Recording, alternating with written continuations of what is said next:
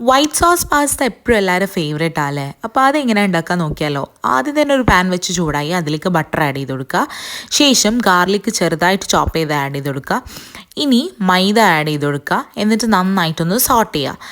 ഇനി ഇതിലേക്ക് ഞാൻ ചിക്കൻ്റെ സ്റ്റോക്കാണ് ആഡ് ചെയ്ത് കൊടുക്കുന്നത്. എന്നിട്ട് വീണ്ടും ഒന്ന് മിക്സ് ചെയ്യുക. ശേഷം പാൽ ആഡ് ചെയ്ത് കൊടുത്തിട്ട് നന്നായിട്ട് മിക്സ് ചെയ്തെടുക്കുക.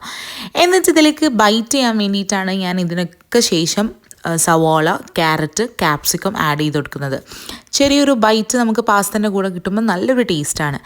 ശേഷം ഞാൻ ചിക്കൻ കുരുമുളകും ഉപ്പും ഇട്ട് വേവിച്ചെടുത്തതാണ് ഇപ്പോൾ ആഡ് ചെയ്ത് കൊടുത്തത്. ഇനി ഇതിലേക്ക് ആവശ്യത്തിന് ഉപ്പ്, റെഡ് ചില്ലി ഫ്ലേക്സ്, ഒറിഗാനോ, കുരുമുളക് പൊടി ഇതെല്ലാം കൂടെ ഇട്ടിട്ട് നന്നായിട്ട് മിക്സ് ചെയ്യുക. അതിന് ശേഷം നമ്മൾ ബോയിൽ ചെയ്ത് വെച്ച പാസ്ത ആഡ് ചെയ്ത് കൊടുക്കുക. എന്നിട്ട് വീണ്ടും ഒന്ന് മിക്സ് ചെയ്ത് കഴിഞ്ഞാൽ നമുക്ക് സെർവ് ചെയ്യാം. റെഡിയാണ്. വളരെ ടേസ്റ്റാണ്. അതുപോലെ നല്ല മഴയുള്ള സമയത്തൊക്കെ ഇത് കഴിക്കുമ്പോൾ കിട്ടുന്ന ഒരു സുഖമുണ്ടല്ലോ. അതാണ് അന്തസ്സ്.